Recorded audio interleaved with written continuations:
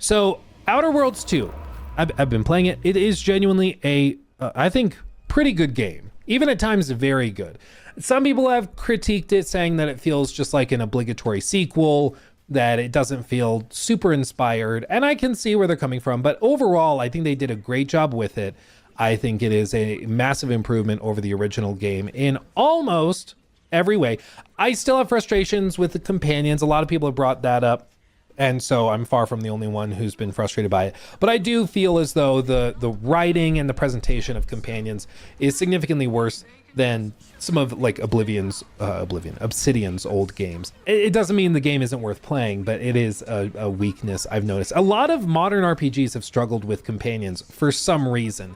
I don't really get why, but a lot of games have been struggling with it. Baldur's Gate obviously did a great job with it, but a lot of these other like Obsidian style games have really struggled with making companions compelling. And I don't know why that is. I don't know if it's just the writing. I don't know if it's that everything's so watered down that they don't have characters with actual personality. It's just like generic soldier who has a troubled past he doesn't want to talk about or whatever it is. But it's just, I think other than that, it's a massive improvement. They've done a lot of work to overhaul, for example, the combat, which it is significantly better. They've really put an effort on consequence, on role play, having your choices actually matter within the story and world. And so in that way, it does feel like an old school Obsidian RPG in the best way possible. But I think the reason why, what your super chat kind of alludes to, which is that Microsoft, for one, self-sabotage with the marketing, and it feels like it's going to be slept on by a lot of people. I think there is a massive problem within Microsoft with making games into moments, which is something a lot of people have brought up. But like, you remember it used to be that when there's a big game that Microsoft's about to launch, like even with like a Starfield, it's a big moment. It's a huge marketing beat. They spend a lot of time and I'm sure a lot of money promoting the games. You see posters everywhere. You see videos going up everywhere. They're doing sponsored streams with streamers. They're doing all this stuff. They're doing remote play events. They're doing everything they can to generate buzz and hype around the game. But nowadays, it feels like Microsoft has so many freaking games coming out so frequently that they don't either have the budget to spend on marketing them and really pushing them out and making it a big deal, or they just don't really care because they know the next game is going to come out next month. And so why spend a lot of time on this one? I mean, even right now, I feel like nobody's talking about Call of Duty, and Call of Duty is like the biggest game every single year.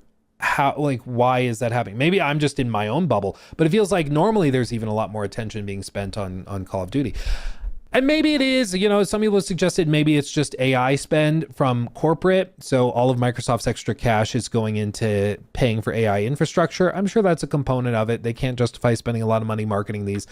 Maybe to a certain extent, they feel like they don't need to. If you're interested in Outer Worlds 2, you probably are going to play it. If you're not interested, you probably don't really care that much. That could be a piece of it too. But overall, it feels like now there's just been so many of these Microsoft and Xbox published games that just kind of come out. People talk about them for a week or two, and then it's completely forgotten within like a couple of weeks. I mean, even freaking Doom: The Dark Ages launched earlier this year, and nobody talks about it. Like, it's just not even brought up. A Doom game has been completely forgotten in the discussion over like award shows and everything else. And we can say, yeah, I see some people, it's mid, that's why. Sure, like they maybe are not the best games, but even then, like still it used to be that even mid games were discussed a lot and were brought up. It could also just be generally with the industry where it is right now, there's just a lot of games, period, coming out. So if you don't like Outer Worlds 2, or if you're kind of iffy on it and you want to wait for a sale, or you want to wait for, I don't know, a discount to Game Pass, you decide I'll get into it later. There's plenty of other stuff for you to go play. And that could also be a piece of it too. Let's see. Flimnasty says, I feel like most games, movies, and shows writing has gotten really bad and cringy because they put their identity at the forefront and also believe the writers don't read books anymore.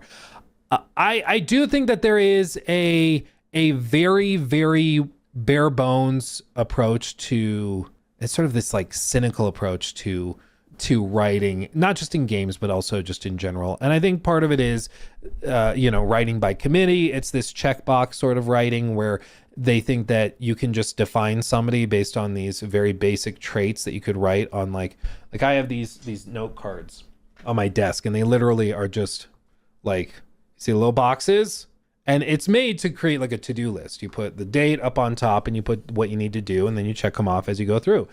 But no, what I think happens with a lot of the writing is literally they just write down, he's a soldier, he's sad, he's misunderstood, he's quirky.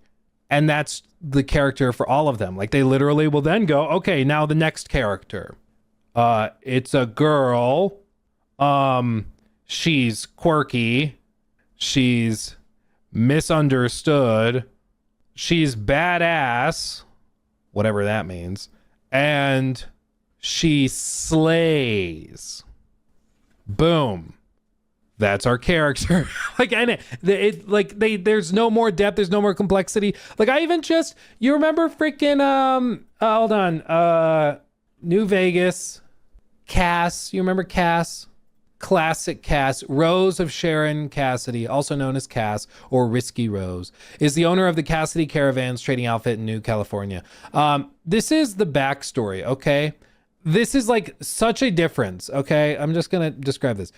Cass was born circa 2244 as the daughter of John Cassidy and an unnamed tribal woman from the territories east of the Colorado River, where John met her on his travels after parting ways with the Chosen One sometime between the destruction of the Enclave oil rig in early 2242 and Caesar's legion rising to power and assimilating the tribes. John convinced his wife to settle down after a lifetime of traveling the wasteland in order to raise their child. However, one day her father decided to travel once more and left for the east, never seen by his wife and daughter again, and leaving young Cass for her mother to raise alone. Despite the negative impact of John's actions in walking out on his adolescent daughter, an adult Cass expresses holding no animosity over decisions, firmly believes her father was not the kind of man to abandon his family on a whim. She was too young to understand why her dad left when he did, and by the time her mother died due to an unspecified illness sometime between 2257 and 2261, still holding on to the hope that her husband would return, she was an unruly teenager incapable of listening. And they break down all of this stuff.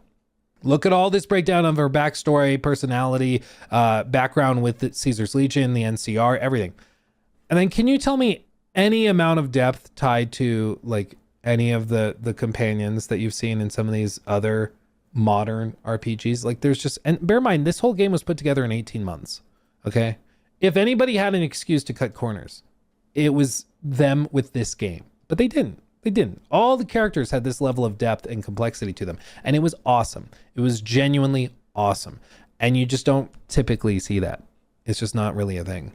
And it's too bad. It's too freaking bad, because I think companions are one of those things that can really carry an RPG and make it feel justified. It can push you to play that extra 20, 30 hours just to see how their story ends, you know, and like, I want to see how Judy's story ends in Cyberpunk. I want to see where that goes. I want to explore that. And if you don't have compelling writing, it just falls flat, you know?